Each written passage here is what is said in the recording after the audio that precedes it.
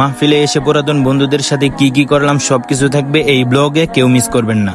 আসসালামু আলাইকুম ওয়া রাহমাতুল্লাহি ওয়া বারাকাতুহু। কেমন আছেন সবাই? আশা করি সবাই ভালো আছেন, আলহামদুলিল্লাহ। এই যে 3 বছর হয়ে গেল আর মাদ্রাসায় আসা হয় নাই।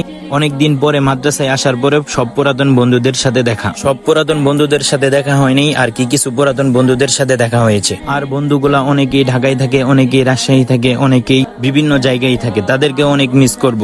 তারপরে আমার এক বন্ধু আমাকে বলতেছে চল খাইতে দিছে, ওই পাশে আমরা খাইতে যাই। তারপরে আমরা চলে আসি খাবার জন্য। অনেক দিন পর সব বন্ধু মিলে একসাথে খাবো ভাবতেই খুব আনন্দ লাগে। অনেকক্ষণ অপেক্ষা করার পর আমাদের সামনে ভাত নিয়ে চলে এসেছে আমার একটা ছোট ভাই।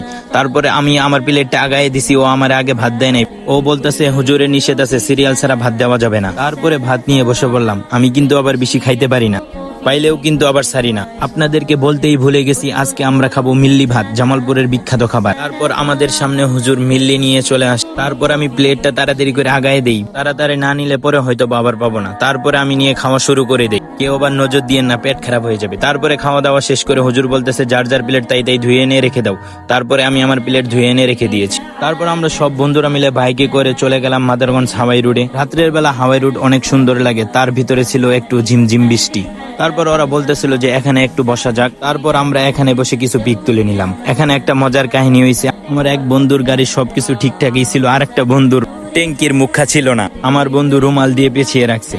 তারপর এখানে একটু আড্ডা দিয়ে পিক ঠিক তুলে তারপরে আমরা যাব একটু সামনের দিকে।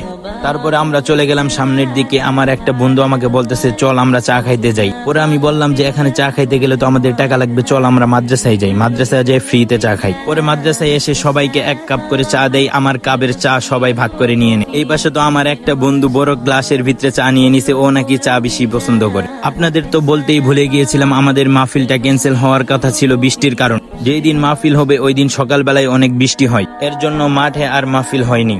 আমাদের বাজারে কিছু ফাঁকা ঘর ছিল, ওইগুলার ভিতরেই হুজুরেরা মাহফিলের আয়োজন করে। মাহফিল তো আর মিস দেওয়া যাবে না। ভিডিওটা কেমন হয়েছে অবশ্যই কমেন্ট করে জানাবেন। যারা এখনো সাবস্ক্রাইব করেন নাই তাড়াতাড়ি সাবস্ক্রাইব করে লাইক করে দেন।